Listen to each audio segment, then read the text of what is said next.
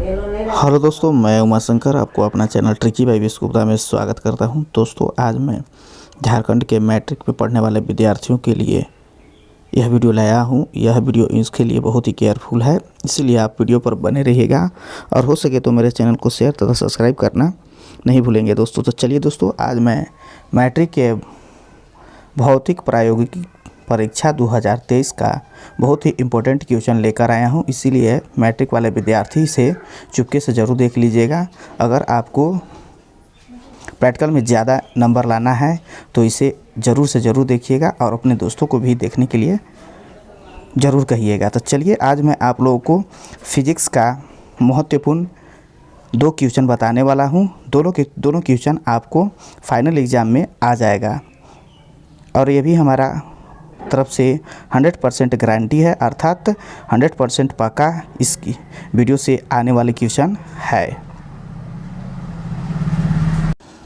चलिए, जैसा कि आप यहाँ देख रहे हैं, यह फिजिक्स आपका टोटल मार्क्स 7 नंबर रहेगा। ये 1 आवर्स आपका समय दिया जाएगा और इसमें आपको किस तरह से आपका एग्ज़ाम होगा, यहाँ पर देखिए प्रैक्टिकल रिकॉर्ड बुक, अर्थात आप इस वीडियो से आप अपना प्रैक्टिकल रिकॉर्ड बुक भी बना सकते हैं और यही क्वेश्चन आपको फाइनल एग्ज़ाम में भी आने वाला है। अर्थात आप जो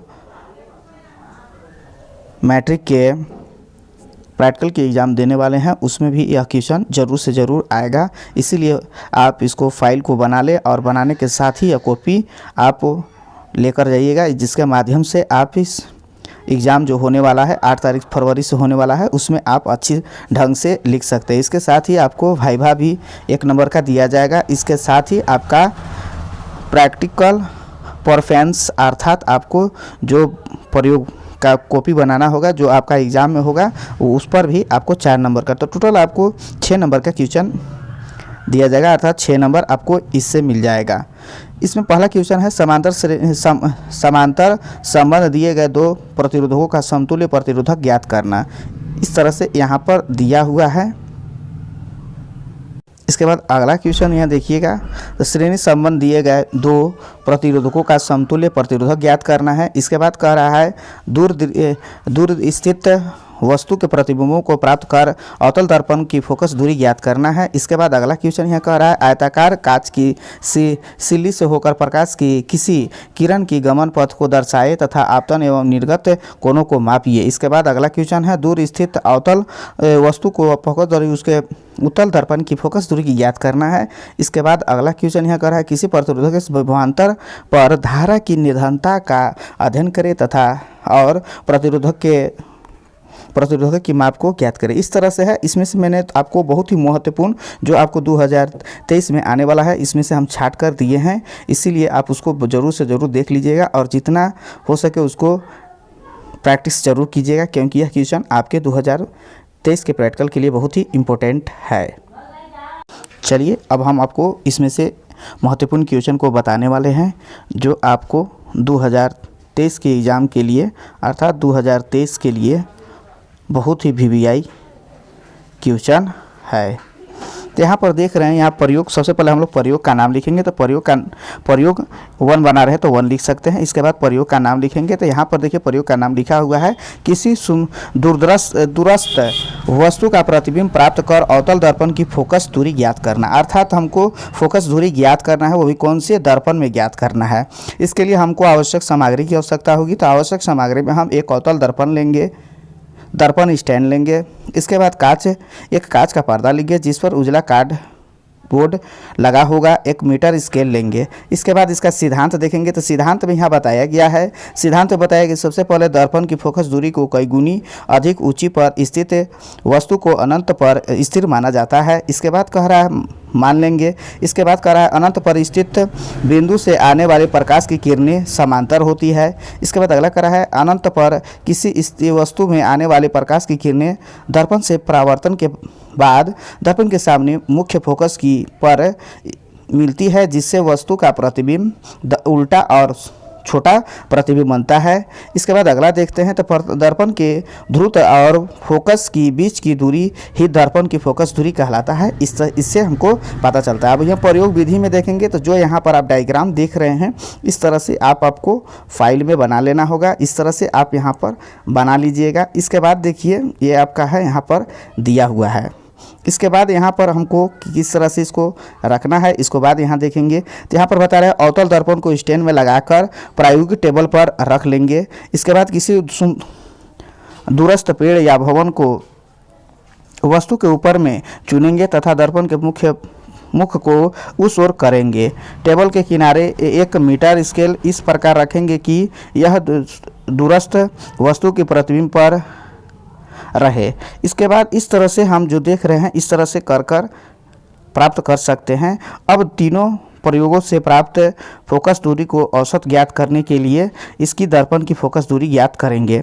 इसके बाद यहाँ देखिए प्रेक्षण है। प्रेक्षण के लिए आप यहाँ पर मान लिख सकते हैं। तो यहाँ क्रम संख्या 1 2 3 दिया हुआ है। दर्पण की स्थिति, पर्दे की स्थिति और फोकस दूरी। तो यहाँ पर अगर हम दर्पण की स्थिति में अगर लेते हैं 2 cm लेते हैं तो इसका पर्दे की स्थिति में क्या हो जाएगा तो 17.6 से होगा। इसके बाद यहाँ देखिए f1 बराबर हो जाएगा तो 17.6 में से 2 माइनस कर देंगे तो 15.6 हो जाएगा। उसी तरह से हम तीनों को मान रखकर यहाँ पर ज्ञात कर सकते हैं। यहाँ पर लिखा हुआ है नोट में उपयुक्त सारणी में अवतल दर्पण की स्थिति इच्छानुसार आप चुन सकते हैं। हम यहाँ पर 2 लिए हैं, आप कोई भी मान सकते हैं, इसमें कोई दिक्कत नहीं होगा। आप अपने मन से लिखकर उसका मान ज्ञात कर सकते हैं। इस तरह से जो मान प्राप्त होगा तो उससे हम औसत फोकस दूरी ज्ञात करेंगे। तो औसत फोकस दूरी बराबर होता है कुल प्रेक्षणों का योगफल बटा कुल संख्या। यहाँ पर हम 3 फोकस दूरी निकाले थे, इसीलिए f1 plus f2 plus f3 equal to 3 कर देंगे, बाई 3 हो जाएगा। f1 f2 और f3 के मान जोड़ने पर हमको यहाँ पर 46.5 बाई 3 आ जाता है। कट करने पर 15.5 cm हो जाता है। इस तरह से इसके बाद हम लोग ज्ञात कर लेंगे। जो यहाँ पर देख रहे हैं इस तरह से आप यहाँ पर ज्ञात करके लिख सकते हैं। इसके बाद परिणाम क्या होता है, परिणाम तो दिए गए अवतल दर्पण की फोकस दूरी हमको इतना प्राप्त होता है। इसके बाद हमको सावधानियाँ भी बरतनी होगी। तो सावधानियाँ के लिए यहाँ पर देखिए बताया है, सुमद्रस्त वस्तु नंगी आँखों से नहीं देखना है। इसे हमें नंगी आँखों से नहीं देखना है, चश्मा की सहायता से देखना होगा। इसके बाद दूसरा पॉइंट करता है, पर्दे पर वस्तु का प्रतिबिंब बनने पर ही पर्दे की स्थिति नोट करना चाहिए। इसके बाद कह रहा है अवतल दर्पण को स्टैंड पर आधार तथा पर्दों वाला मीटर स्केल की समांतर होनी चाहिए। इसके बाद कह रहा है दर्पण की स्थिति और पर्दे की स्थिति की ऊर्ध्वाधर नीचे की ओर देखते हुए नोट करना चाहिए। इस तरह से हम लोग यहाँ पर कर सकते हैं। इसके बाद हम लोग देखते हैं अगला।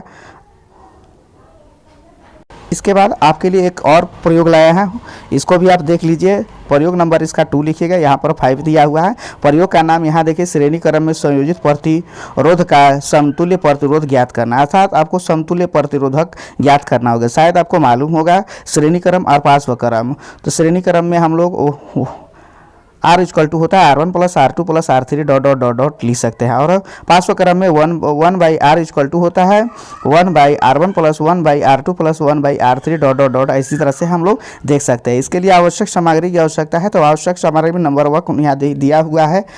ज्ञात प्रतिरोधक के 2 प्रतिरोधक लिखेंगे। इसमें आमीटर का प्रयोग करेंगे, वोल्ट मीटर होगा, विद्युत धारा नियंत्रण होगा। इसके बाद एक प्लग की कुंजी रखेंगे, एक सेल रखेंगे, संयोजित तार रखेंगे, सैंड पेपर का भी प्रयोग करेंगे। इसके बाद हम लोग सिद्धांत में देखते हैं। तो सिद्धांत में यहाँ देखिए लिखा हुआ है, सबसे पहले हम लोग को क्या करना है, प्लस सिद्धांत में यदि 2 प्रतिरोधकों को एक साथ एक के बाद एक जोड़ा जाए तो ऐसी समूह को श्रेणी क्रम कहते हैं। जैसे श्रेणी क्रम जब पहले छोर के जब किसी भी प्रतिरोधक के दूसरे छोर के पहले छोर से जोड़ने पर जो श्रेणी प्राप्त होती है उसको श्रेणी क्रम कहते हैं, अर्थात लगातार, जैसा कि आप यहाँ डायग्राम में देख रहे हैं। इसके बाद श्रेणी क्रम में संयोजित प्रतिरोधक का समतुल्य प्रतिरोधक दोनों प्रतिरोधकों के योग के बराबर होता है। तो यहाँ देखिए हम लोग यहाँ पर आप देख रहे हैं R1 इक्वल टू यहाँ दिया है R1 प्लस R2, जहाँ R एक समतुल्य प्रतिरोधक है तथा R1 तथा R प्रतिरोधक संयोजित प्रतिरोधक का यहाँ पर दिया हुआ है। इस तरह से आप देख सकते हैं।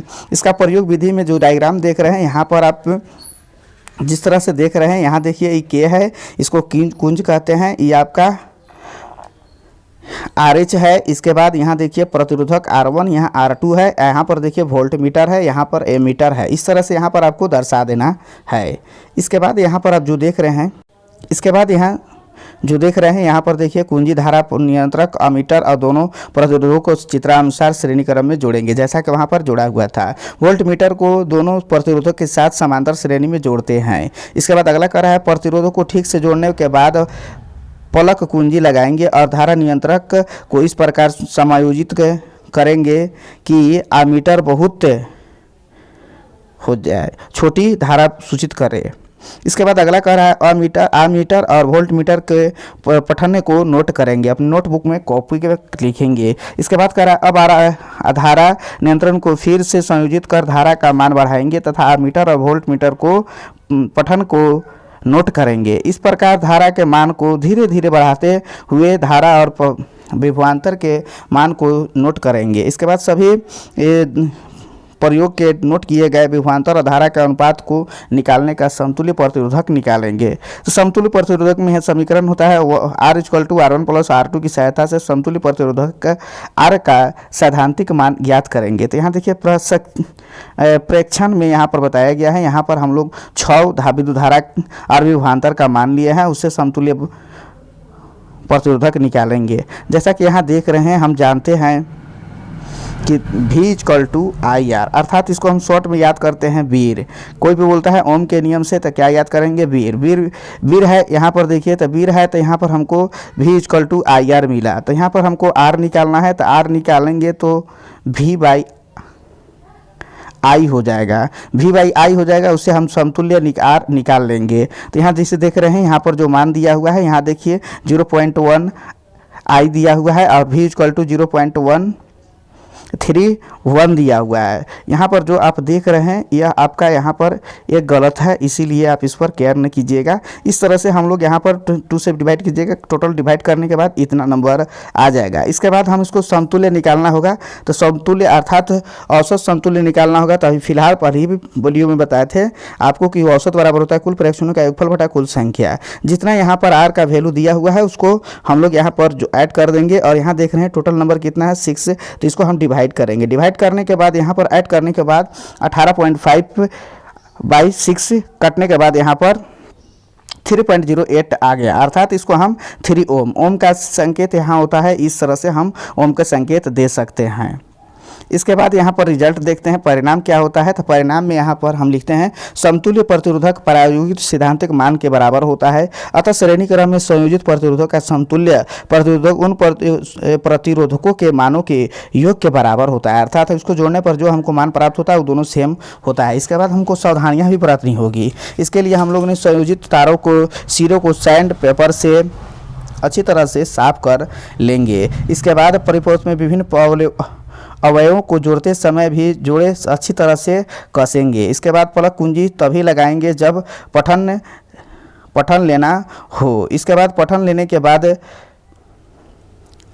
पलक कुंजी निकाल देंगे। यदि अमीटर और वोल्ट मीटर में 0 एरर अर्थात त्रुटि हो तो उसे ठीक से करा देंगे। इसके बाद अमीटर और वोल्ट मीटर के धनात्मक सिरों के सेल के साथ ध्रुव में जोड़ देंगे। इसके बाद 10 मीटर से अधिक प्रतिरोधक वाले धारा नियंत्रण का प्रयोग इसमें नहीं करेंगे। धारा का मान यथासंभव कम रखेंगे। इस तरह से आप यहाँ पर बना सकते हैं। इसलिए आप इस वीडियो को ज़रूर देखिएगा, और अगर अच्छा लगा होगा तो मेरे चैनल को सब्सक्राइब कर दीजिएगा और अपने जितना हो सके अपने दोस्तों में शेयर कर दीजिएगा। यह आपके लिए बहुत ही महत्वपूर्ण है, खासकर 2023 के एग्ज़ाम के लिए बहुत ही केयरफुल है। इसीलिए इस वीडियो को ज़रूर देखिएगा। फिर मिलेंगे नए वीडियो के साथ, तब तक के लिए जय हिंद। और हाँ, इसका मैं आपका टेलीग्राम में ये सब जो वीडियो है इसको दे दूंगा, और इसका टेलीग्राम में PDF भी दे दूंगा। हो सकता है अगर आप टेलीग्राम भी ज्वाइन कर सकते हैं। Thank you, best of luck.